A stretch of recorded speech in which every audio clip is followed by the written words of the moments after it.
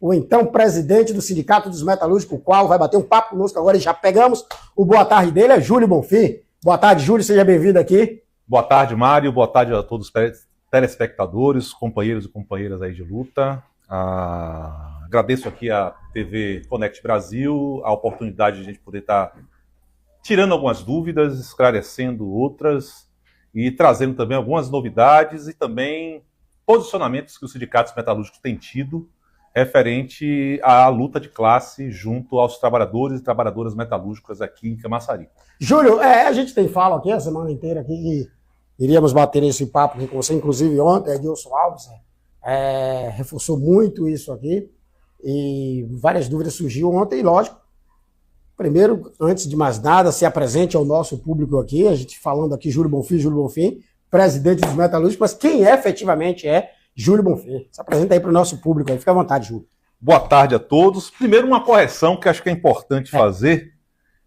Hoje, atualmente, eu não estou como presidente do sindicato. Opa! Eu estou como secretário-geral do sindicato, mas atuando literalmente nas negociações e representando as discussões entre os sindicatos metalúrgicos e vou estar retornando à presidência dos sindicatos metalúrgicos nas próximas eleições, né? Isso é algo que já está acordado entre nossos companheiros do sindicato e também dentro da nossa base metalúrgica. Hoje o atual presidente? Hoje o atual presidente, que eu ia falar, é o nosso companheiro e amigo Evandro Florentino, que era um ex-funcionário do Complexo Forge e hoje é um companheiro que está aí finalizando o mandato dele junto com a direção, que assim eu participo, que é o meu companheiro. Aliás, ao Florentino que seguiu à risca o checklist, né? Lógico, com assessoria forte, com peso de presidência também, seguiu direitinho e só conquista, né? Melhorou muito as conquistas, a luta dos metalúrgicos em Camaçari. Júlio, a gente já entra nesse contexto logo da empresa chinesa, né? A empresa BYD, que vem para Camaçari, um braço da China aqui. E eu pergunto a você, o que efetivamente perdeu Camaçari com a saída da Ford e o que ganha com a vinda da empresa chinesa para o município de Camaçari, Júlio? Primeiro, ser bem objetivo, porque a questão da Ford foi algo que impactou muito o Camaçari no processo produtivo que a empresa tinha aqui em relação à questão já de 100 anos de processo produtivo no Brasil. A fábrica não somente fechou em Camaçari, fechou em São Bernardo do Campo, fechou em Tatuí, o campo de provas, e fechou também em Taubaté a fábrica de motores. Além da fábrica da Troller, onde também a Ford detinha ali a participação de proprietária da marca Troller. Então a Ford também fechou a fábrica da Troller em Fortaleza, né? No Ceará, na verdade, né? Que é uma Nova Horizonte. A cidade de Nova Horizonte ficava a fábrica da Troller. Isso impactou porque aqui em Camaçari você tinha em torno de 7.800 trabalhadores operacionais. A fábrica tinha em mais 3 mil trabalhadores administrativos, entre a parte de engenharia e a parte administrativa da empresa, além dos trabalhadores também terceirizados, né? E eu digo diretos e indiretos. Pelo Diese, o Diese informa que dos demitidos diretos e indiretos do Complexo Ford, que interferiu diretamente na economia baiana, chega a 50 mil só na Bahia. No Brasil, passa dos 300 mil, com fechamento de Taubaté, Tatuí, São Bernardo e aqui Camaçari, dos diretos e de indiretos, né? Aqui em Camaçari, dos diretos, que eu considero também não só os trabalhadores da Ford, como os trabalhadores das autopeças parceiras, que chamavam, ou sistemistas, a gente entende que isso impactou, dentro do Complexo Ford, mais de 10 mil trabalhadores diretos, além dos trabalhadores das empresas de autopeças satélites, que foram também demitidos, que chegam aí a em torno de 1.300 trabalhadores, a 1.400 trabalhadores que foram demitidos das empresas satélites, que também agregavam o processo produtivo do setor automobilístico aqui na Bahia, que nós, na realidade, só tínhamos uma única fábrica do segmento de produção de veículos de ciclo Otto, de ciclo a combustão, que era aqui em Camaçari. E isso impactou diretamente no comércio, no setor imobiliário, no setor educacional, porque escolas impactaram na saída de filhos e filhas de trabalhadores que deixaram de estar na região pagando, teve que retornar para os seus interiores, ou seus estados e outras cidades. Então isso tudo foi traumático para Camaçari, traumático para a Bahia, traumático para o Brasil. Foram 4 anos de trevas além, né, da cereja, vou colocar assim, maldita, toda essa catástrofe que aconteceu no Brasil, que foi a gestão do antigo, né, presidente da República, o Bolsonaro, que foi uma catástrofe total, com o Paulo Guedes como ministro da Economia, que fez o que fez, que a gente não precisa aqui repetir, mas é bom lembrar para que não se repita de novo esse grande erro, né? E esse erro partiu um custo caro, que foi o desligamento de milhares de trabalhadores, não só na Ford, como também em outras empresas no Brasil que fecharam as portas pela incompetência de um governo que não dava atenção, de uma gestão automaticamente empresarial, industrial ou de incentivo às indústrias, que infelizmente isso culminou com esse tsunami de demissões no Brasil todo. E isso impacta, lógico, direto nas famílias, né, que são CLTs, que deixam de ser, e essa desempregabilidade não é bom para município nenhum. Ô, Júlio, mais de 500 formandos do Senai Cimatec, aí também aguardando. Como é que está essa negociação com essas vagas? Falam-se de 20 mil, 15 mil, mais de 20 mil vagas.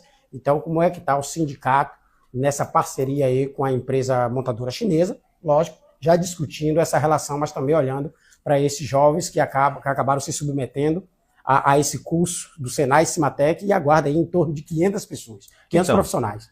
Foi como eu tinha dito para você, que era um tema que eu queria tocar aqui, esses 500 trabalhadores que até agora ainda não foram chamados.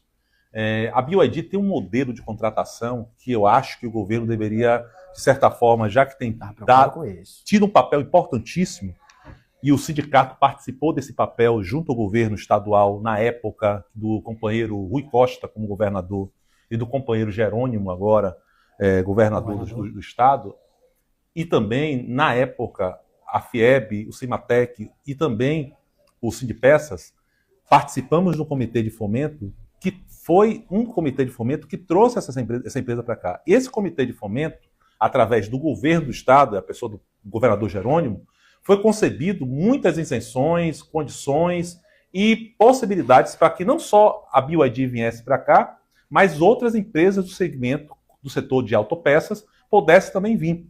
Tivemos a inauguração agora, que vamos falar um pouquinho mais lá na frente, mas tivemos também um encontro muito importante com o setor empresarial, que eu tive a felicidade de participar, junto com o prefeito Luiz Caetano, que participou também desse encontro na FIEB, lá no Cimatec. Encontro esse que tinha 100 empresas do segmento de autopeças que estavam ali fazendo negócios com a Ford.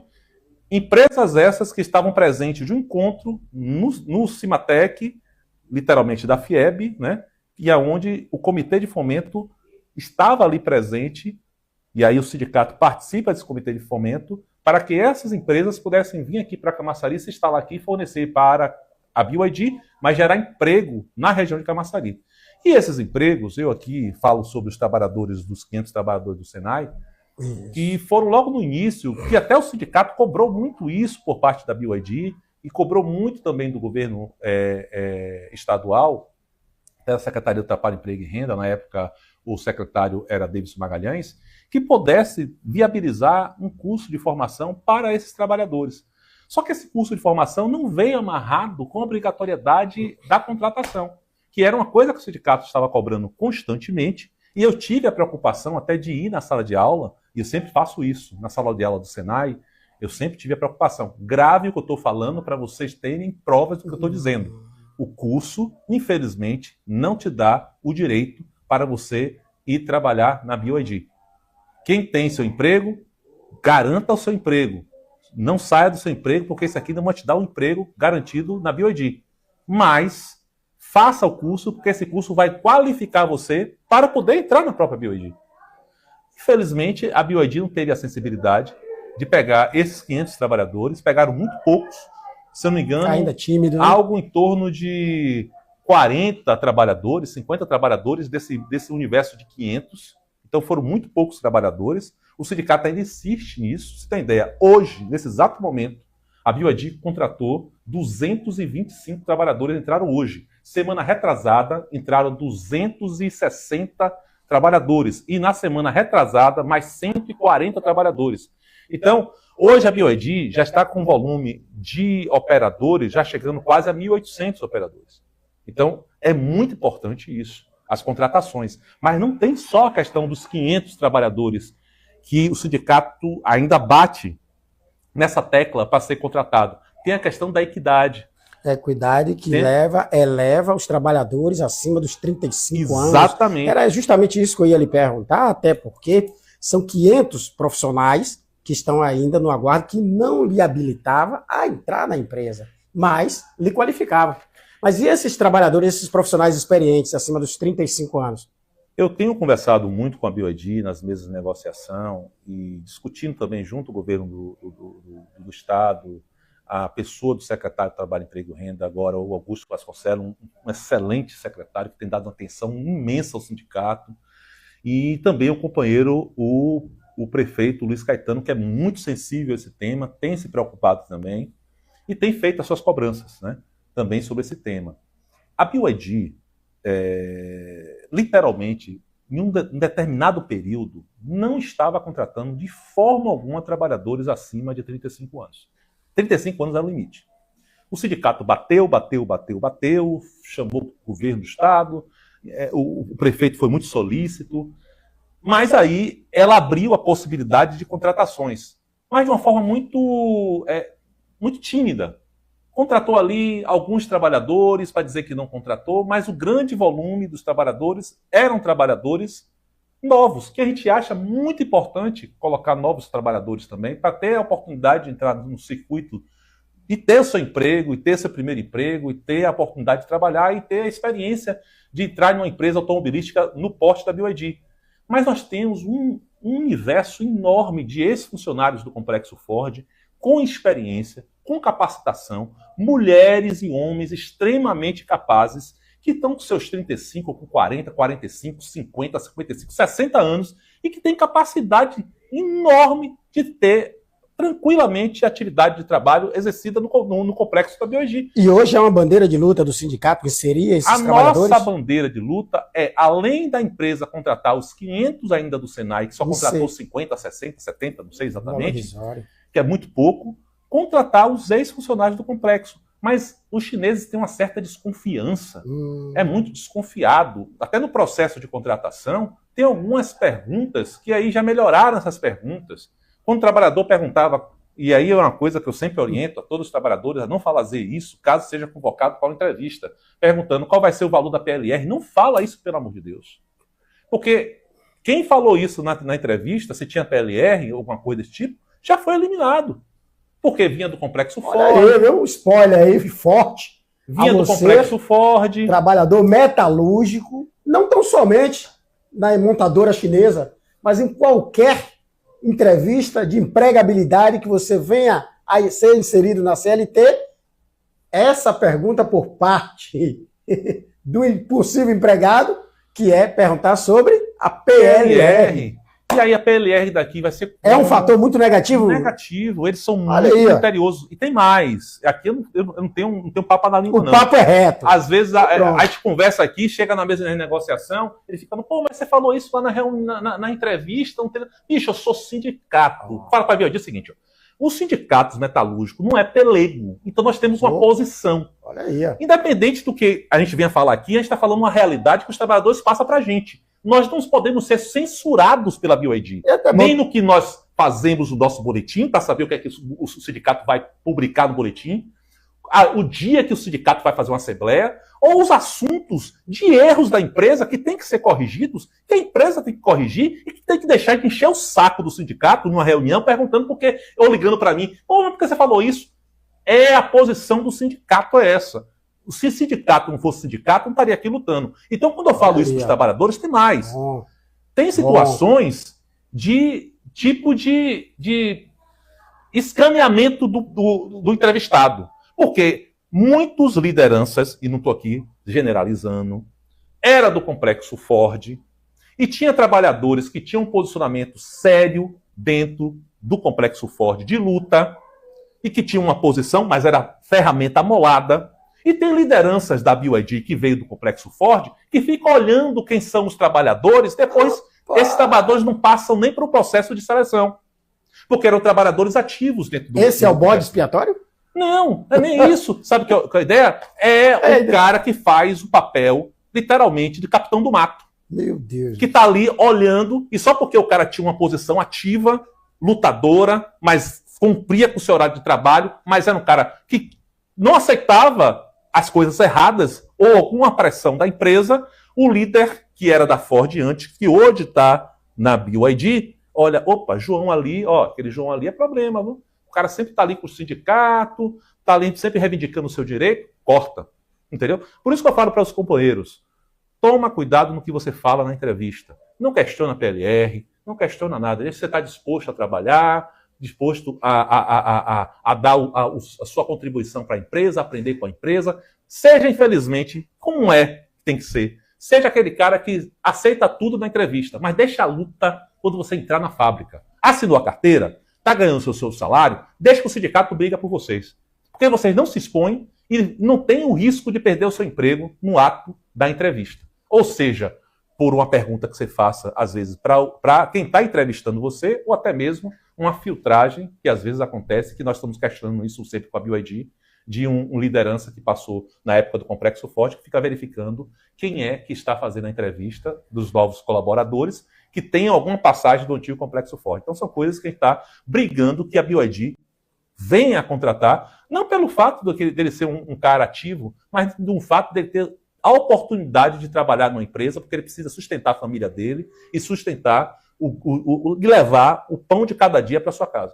Ô, Júlio, um cara desse, ativo, proativo nas suas convicções, não tão somente da CLT, mas sobretudo da Convenção Coletiva de Trabalho da sua categoria, e colocar isso em prática, essas ações, no campo de trabalho ali. Ele vinha a ser demitido, ele tem esse amparo do sindicato. Como é que funciona isso? Muitas das vezes, o trabalhador ele se omite também com medo de perder esse emprego. Mas muitos não, que são conhecedores e não se calam, como você bem disse aqui.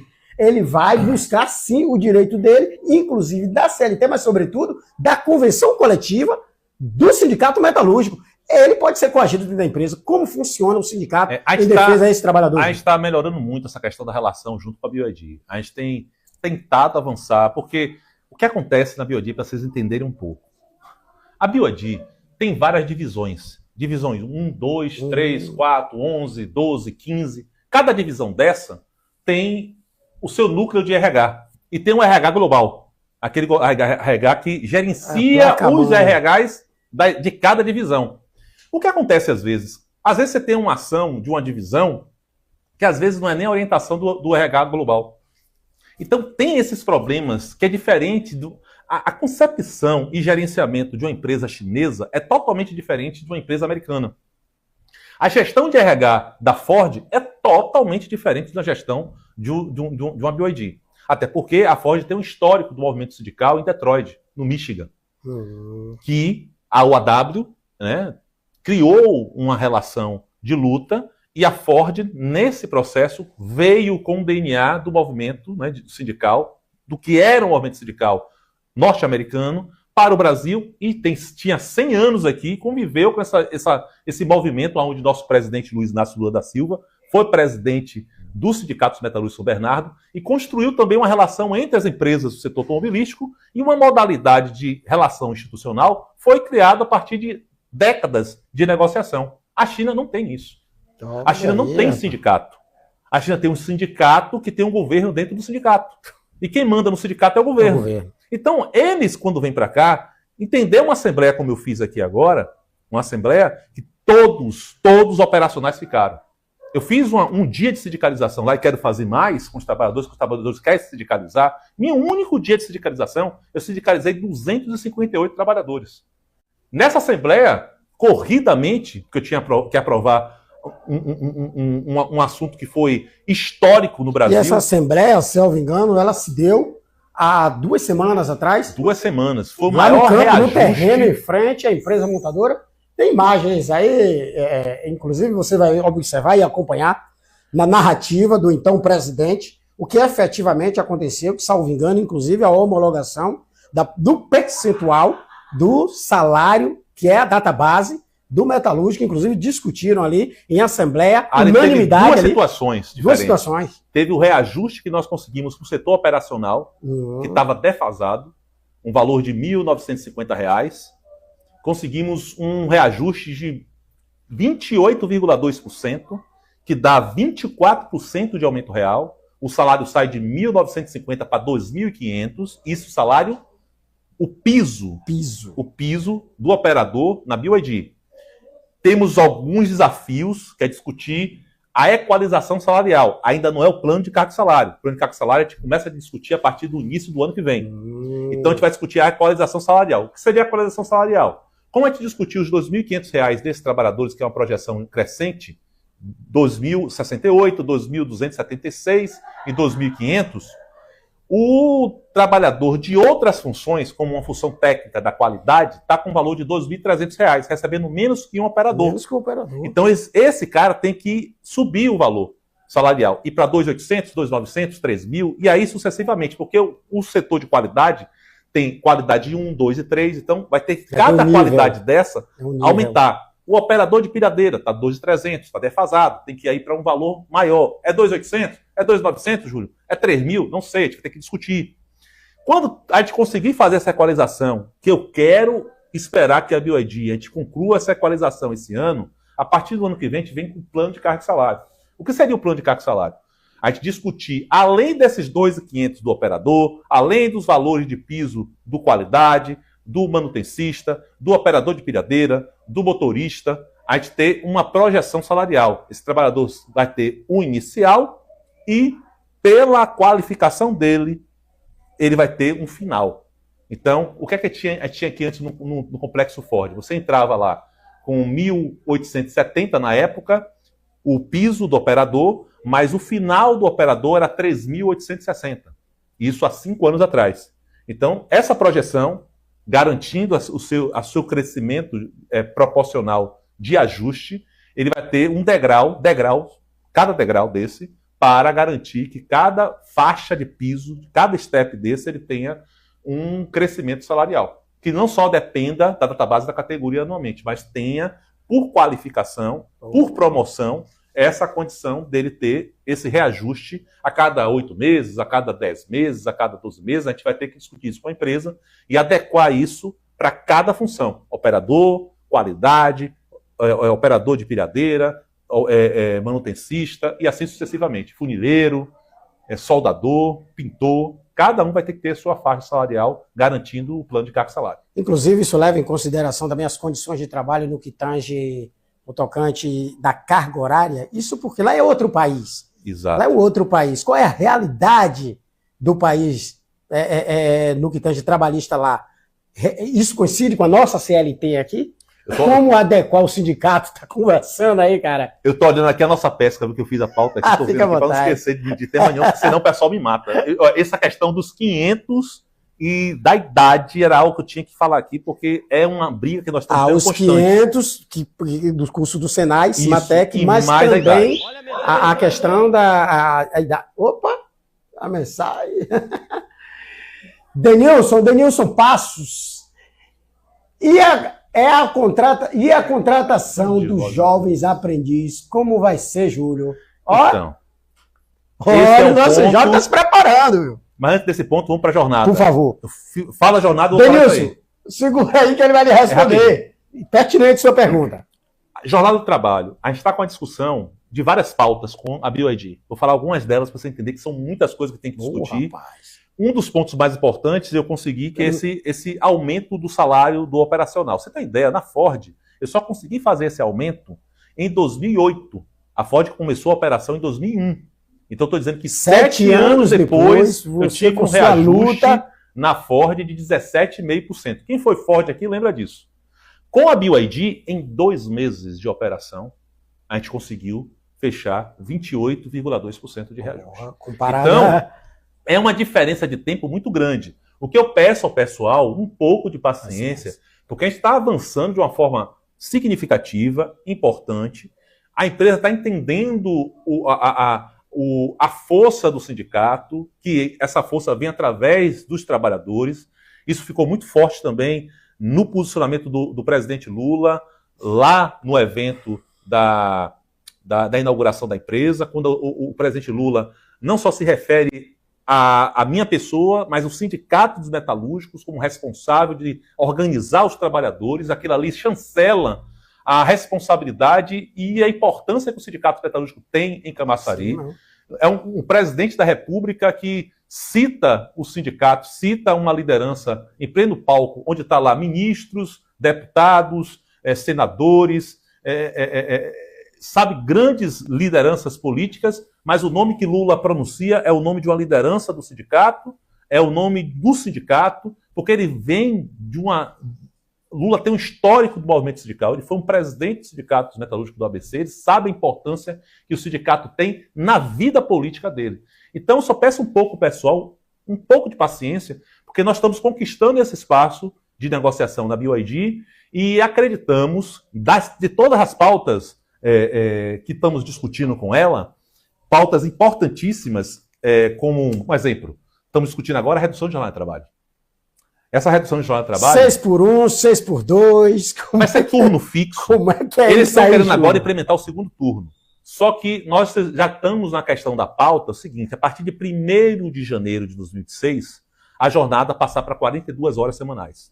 Então, ainda esse ano, a ideia é continuar com 44, porque a empresa startou agora, mas a gente quer colocar isso em pauta para que a empresa futura, ela também... aceite essa posição de que 1º de janeiro já venha a ser 42 horas semanais.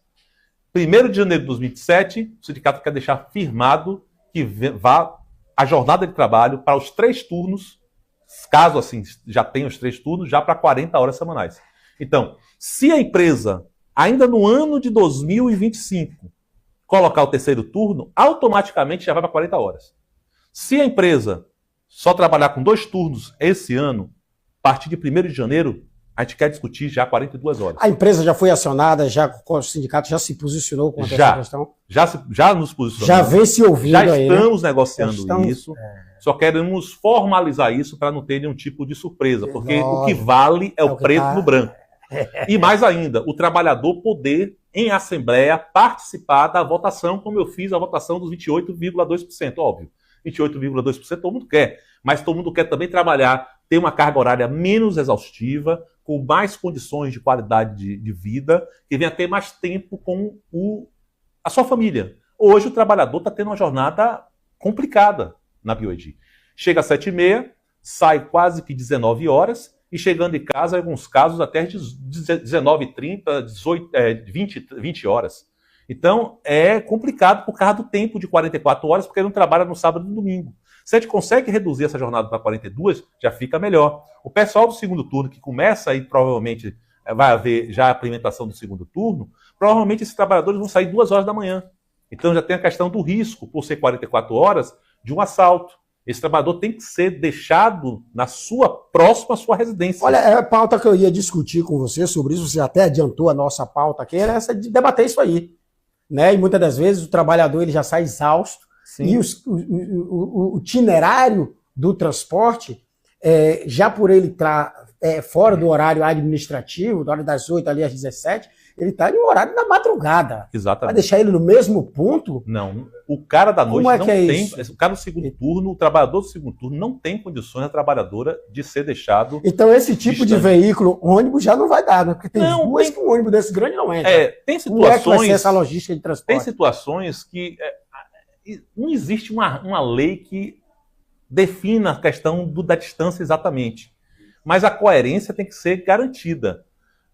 Quem lembra aqui, em 2008, 2009, um trabalhador da Ford que foi assaltado e assassinado por reagir a um roubo de celular. Foi no horário do terceiro turno. Ele estava pegando o turno da noite e ele foi assassinado. Se eu não me engano, foi na bomba. Se eu não me engano. Não estou aqui lembrado do local exato. Então a gente não pode vacilar com isso. A questão da segurança tem que ser garantida para o trabalhador, e esse trabalhador que vai ser deixado às 2 da manhã tem que ser deixado literalmente na boca de casa, porque para não ter o risco de nenhum tipo de assalto. Mas, respondendo a pergunta, em relação aos jovens aprendizes... telespectador ali, o jovem que ele quer saber também, o jovem aprendiz. Cria também a expectativa dos nossos jovens que se preparam para o seu primeiro emprego, né? E aí o jovem aprendiz. A BYD me procurou para discutir a questão do primeiro emprego, que é uma coisa que ela quer também implementar, pedindo ali um prazo de 90 dias, podendo ser renovado por mais 90 dias. Eu não vejo dificuldade nessa condição. O trabalhador, até no período de experiência, que até a legislação garante, 90 dias, tendo sido renovado por mais 90. O que nós não aceitamos é qualquer discussão abaixo do valor do operador. Por quê? Porque aquele trabalhador, mesmo sendo jovem aprendiz, ele vai estar em atividade aprendendo, obviamente, sendo redundante, no seu na sua primeira oportunidade de emprego, mas ao mesmo tempo ele vai estar em atividade de produção. O piso da empresa é 2.500. Ah, mas vamos pagar alguma coisa. Não, é 2.500. Se o cara se adaptar ou não adaptar, ele tem um prazo legal de experiência que você vai ter aplicado nesse trabalhador de 90 dias, podendo ser renovado por mais 90. No caso, numa condição de jovem aprendiz, ou primeiro emprego. Então tem duas situações diferentes. Tem o jovem aprendiz, que é um programa, e tem o primeiro emprego. Porque o jovem aprendiz tem uma idade limite ali. Eu não sei se até os 18 anos. Isso. E o primeiro emprego é um adulto que está lá com seus 30 anos, que nunca teve carteira assinada, e vai ser o primeiro emprego dele. O jovem aprendiz, até para eu não ser injusto, tem uma legislação específica em relação à questão do valor pago, até porque ele, como jovem aprendiz, ele não trabalha as 44 horas. Verdade. Ele trabalha a hora reduzida. Se não me engano, é meio salário. É meio, acho que é um salário mínimo, se eu não estou enganado. É um salário mínimo. Mais transporte. Ele tem todo esse... Não é isso? Só que ele tem só meio período. Aí tudo bem, é uma legislação específica que eu acho que esse jovem, o jovem aprendiz tem que ter. E a BYD ele vai abrir esse campo de contratação para o jovem aprendiz. Mas, além disso, tem o primeiro emprego, que aí é uma outra realidade. O primeiro emprego é uma pessoa adulta que também vai ter a oportunidade de trabalhar numa empresa do porte da BYD, mas que tem que receber o valor correspondente ao que é o piso da categoria. A gente vai poder aqui ficar flexibilizando o piso por uma condição operacional que o cara vai exercer a mesma função na linha de produção, por mais que ele esteja aprendendo. Porque, só para deixar claro para os ouvintes e os telespectadores, o processo operacional de montagem de um veículo não é complexo. Até porque a complexidade maior seria no carro a combustão. Lógico que temos os carros híbridos, que isso tem uma determinada complexidade, porque tem o motor e tem todas as peças de motor a combustão. Que aí vem algumas complexidades do motor a combustão, além dos motores elétricos, né? Para ter essa questão híbrida. Dos carros elétricos, não. É mais básico. Não tem toda aquela parafernália que tem o carro a combustão. Então, são questões que, eu digo isso como referência, porque aí vem a experiência, como referência da própria Ford. A Ford não tinha o programa de jovem aprendiz, mas tinha o programa de contratação de pessoas inexperientes, ou primeiro emprego. E o salário que era pago na época da Ford era o mesmo salário que era pago ao cara que estava sendo contratado. Não tem esse negócio de discutir algo menor. Então, nós estamos dispostos, achamos importante, mas achamos importante que esse trabalhador receba o piso da categoria que foi negociada agora. Tá aí a resposta, então, do nosso presidente dos metalúrgicos, sindicatos metalúrgicos aqui de Camaçari, no quesito, o menor aprendiz, que o nosso telespectador, ele colocou ali. Agora me diga uma coisa aí, com a perda do nosso Centro de Desenvolvimento e Tecnologia da montadora chinesa aqui, ela não entendeu de não deixar aqui no complexo, e sim se instalar lá na capital carioca, no Rio de Janeiro. Com isso, no seu entender, com a sua experiência, perde Camaçari no quesito empregabilidade? Cai a expectativa de empregabilidade no município de Camaçari, Júlio? Mário, eu particularmente soube dessa informação logo no mesmo... Deveria ser aqui, né? No mesmo dia que o Eduardo Paes anunciou, que foi às 10 horas de sábado. O pessoal do Rio de Janeiro ligou para mim, surpreso, perguntando que história é essa do centro de P&D, né, Projeto Design da BYD, ser no Rio de Janeiro.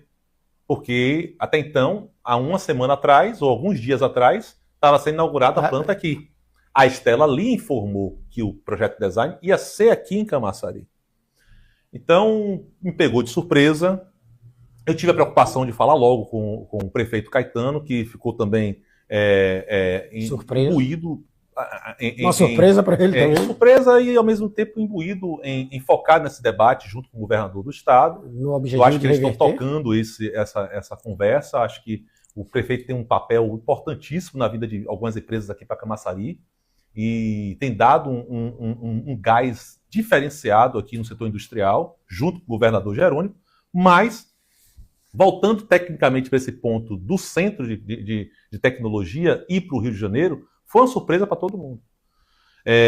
Quem lembra que a Ford tinha um projeto de design aqui deles, o PD aqui, e esse PD gerava em torno, algumas pessoas falaram até que o PD gerava 400 engenheiros, não. Era em torno de 1.800 engenheiros aqui em Camaçari. Já chegou a ter 2.300 ou 2.400 engenheiros em Camaçari. Agora, lembrar bem o seguinte, esses engenheiros que estavam aqui no PD da Ford não eram engenheiros, na sua grande maioria, baianos. Tinham baianos, mas era a minoria. A maioria dos engenheiros que tinham aqui eram do Sul e do Sudeste, para o pessoal saber desses detalhes, que às vezes falam que não sabe, entendeu? E outra coisa muito importante, esses engenheiros, na sua grande maioria, não moravam em Camaçari, moravam em Salvador e moravam em Lauro de Freitas. Não dava o gás econômico para a cidade. Se vocês lembrarem aqui bem, em 2021, em janeiro de 2021, a Ford saiu daqui, o caos se tornou na cidade. Por que o caos se tornou na cidade economicamente? O PD estava funcionando ainda aqui. Ou não estava? Estava funcionando, muito pelo contrário, contratando ainda novos engenheiros. Mas essa fatia de profissionais não gasta o dinheiro na cidade. Gasta o dinheiro em Salvador. Gasta o dinheiro em Lauro de Freitas. Eu digo isso porque o caos continuou do mesmo jeito. Quem dava o aquecimento econômico para a cidade era a peãozada, com salário do peão. Ah, mas a BioID está pagando R$1.500. Mentira! O salário agora é R$2.500. Tem uma projeção, 2.068, 2.278 e 2.500. E vamos melhorar esse salário operacional. Tem trabalhador da BioID da qualidade que está com 2.700, 13.500. Tem outros profissionais com 4.000. E o papel do sindicato, percebe-se aí agora, que não é tão somente melhorar a qualidade de vida do trabalhador metalúrgico, mas, sobretudo, preocupado também com a economia da cidade. Exatamente. E essa questão da preocupação da economia passa por esse crivo. Porque as pessoas, seguinte, mas dá. É o tanto que dá o seguinte, nesse exato momento, está sendo contratado 240 trabalhadores que entraram hoje. Semana retrasada, mais 180. Semana retrasada, acho que foi mais 220. A BioID já está com 1.800 trabalhadores e quem é de Camaçari sabe disso. Trabalhadores e trabalhadoras sendo contratadas. E não é só operacional, não. Profissionais da área de qualidade, profissionais da área de engenharia, que tem engenharia aqui. Em Camaçari. Claro que tem. Ou como é que vai ser feito o desenvolvimento de instalação e de montagem dos veículos sem engenheiros locais? Tem que ter engenheiro local. Ah, Júlio, mas a nata, o filé mignon está indo para lá? Não, o filé mignon é isso aqui.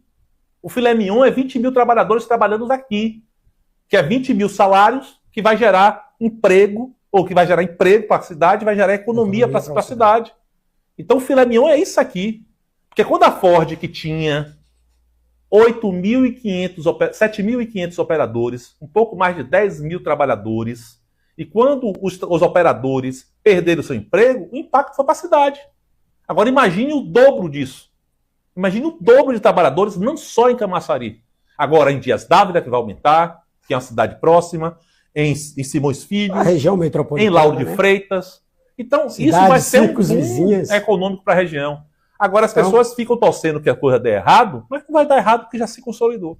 E vai acontecer. Já está acontecendo, né? O emprego já está sendo gerado aí. E cada dia está sendo gerado mais. E à frente, os sindicatos dos metalúrgicos. Para melhorar as condições salariais e de qualidade de vida do trabalhador no chão de fábrica. Bota aí, produção. Olha aí, gente.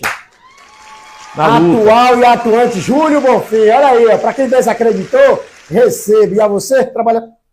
O trabalhador metalúrgico que ainda não está afiliado ao seu sindicato, está à mercê do empregador, como faz para se afiliar ao sindicato metalúrgico em Camaçari? Então, eu estou indo pessoalmente na BYD, olha aí, no refeitório, fazer sindicalização. No primeiro dia eu fiz 258 sindicalizações.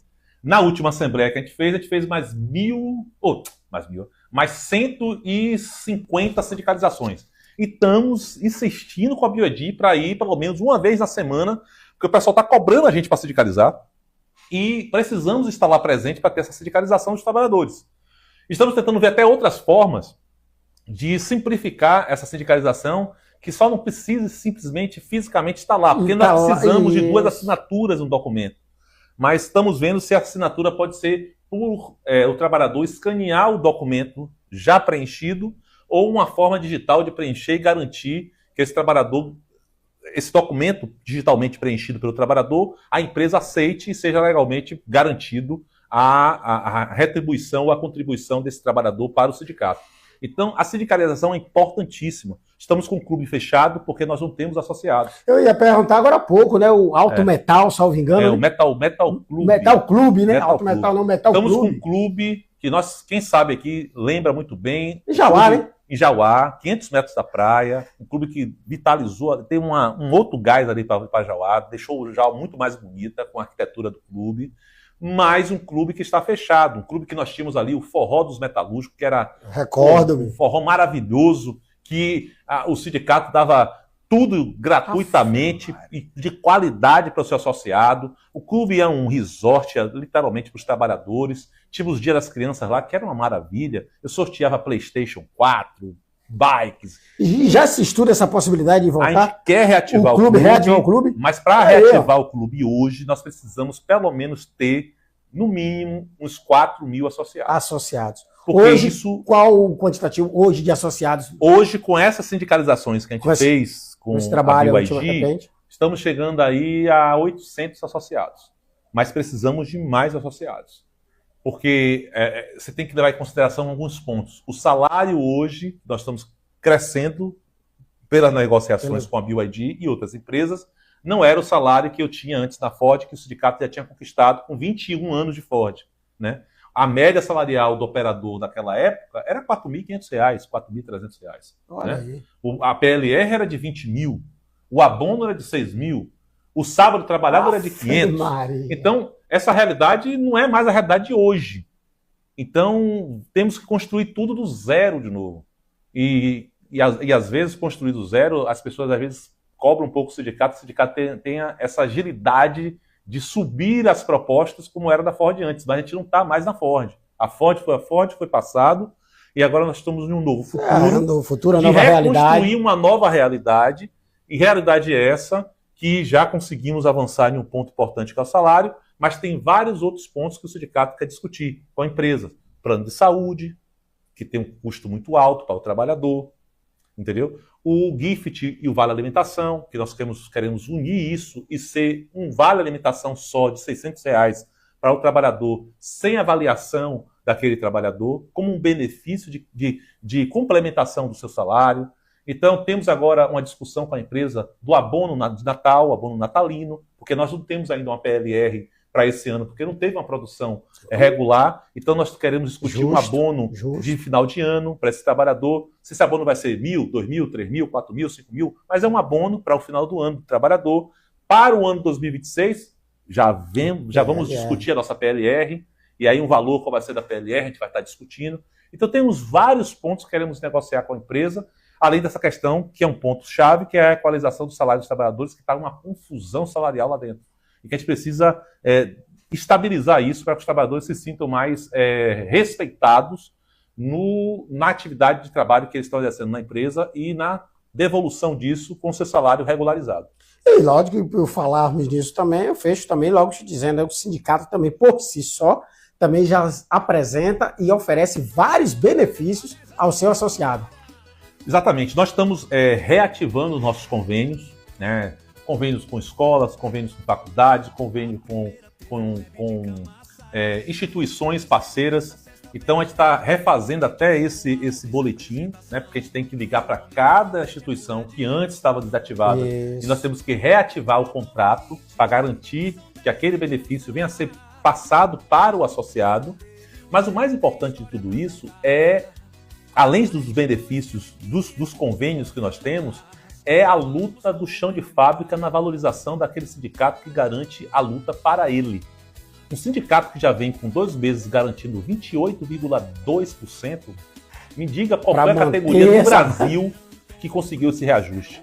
Um sindicato que já está discutindo com a empresa questões muito de relação, de benefícios que já estamos implementando na empresa, como essa discussão do abono de Natal. Hoje o Vale Alimentação é um reflexo da luta do sindicato. A questão da discussão de uma PLR do ano que vem já é um reflexo da luta do sindicato.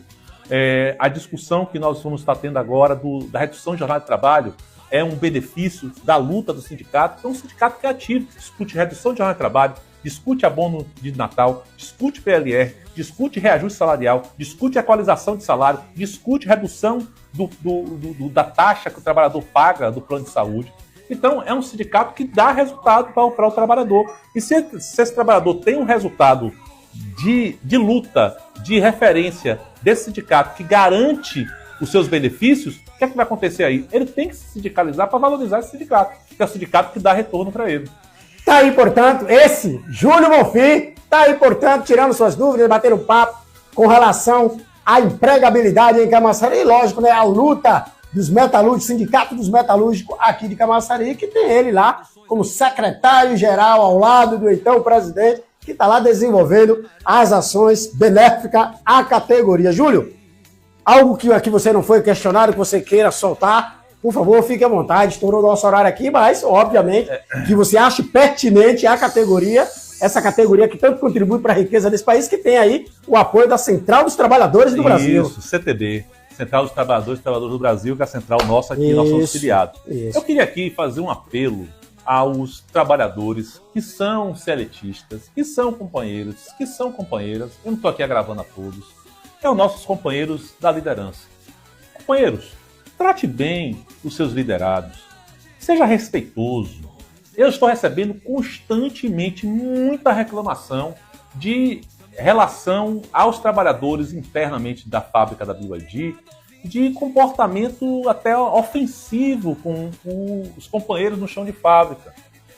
Seja respeitoso, lembre que esse companheiro, você é igual a ele, não tem diferença nenhuma, todo mundo somos iguais. O sindicato está lutando por você também, pelo seu salário, e você sabe quem foi para a China, que está com seu salário defasado, pessoas que estão entrando agora, companheiros que estão entrando agora, estão ganhando até mais que você. Então, a gente tem que ir até o sindicato para ter esse papel de equalizar o seu salário, liderança da empresa. Agora, respeite o companheiro, assédio moral não é legal. Então, sabe, trate o seu companheiro com harmonia, com amor, com carinho, sendo aquele companheiro um parceiro seu do dia a dia de trabalho. Então, eu acredito que a gente vai melhorar essas relações com as lideranças da BYD e não entre na pilha dos chineses. Né? A verdade é essa. Às vezes os chineses têm um comportamento, às vezes, meio que de pressão, de resultado. A gente tem que dar o resultado, mas tem que ser de uma forma respeitosa, respeitando os direitos dos trabalhadores, respeitando a legislação trabalhista e respeitando um ao outro como ser humano. Então eu peço isso para vocês. Estamos discutindo, semana que vem inicia as negociações com a empresa. Vamos estar discutindo todos esses pontos. Equalização salarial, redução de jornada de trabalho, plano de saúde, a questão referente ao abono de final de ano, e vamos trocar todos esses temas nas reuniões futuras, principalmente a equalização salarial e o abono de Natal, para trazer para vocês e para você também, liderança, e para toda a fábrica. O sindicato está junto, forte e sempre na luta. Através da TV Connect Brasil, todas essas conversas, todos esses diálogos, debates, discussões que sejam benéficas à categoria metalúrgica em Camaçari, que tem lá o Júlio na Secretaria-Geral, ao lado do então presidente, lógico, toda a diretoria imbuída aí de trazer benefícios para a categoria metalúrgica em Camaçari. E tudo isso você acompanha aqui pela TV Connect Brasil. Júlio, muito obrigado pela sua estadia hoje, seus esclarecimentos, óbvio, ao nosso telespectador e também à categoria e as portas abertas, viu, amigo? Ô, Mário, tinha muito mais coisa para falar, eu queria falar do processo produtivo. Vamos marcar aqui uma série, bicho. A questão dos carros elétricos e híbridos, mas eu sei que aqui a TV Connect vai estar sempre com as portas abertas. O dia que você quiser que eu venha tratar aqui até mesmo um pouco do segmento dos carros elétricos híbridos, as vendas do carro, como está esse processo, as outras empresas que estão hoje no Brasil, como está a relação do sindicato com a GWM, temos uma relação já muito boa com o sindicato lá local, e a ideia da gente é fazer esse grande intercâmbio de informações para que quem venha a ser beneficiado disso venha a ser a população cabaçariense, a Bahia e todo o Brasil. Um forte abraço, obrigado pelo convite.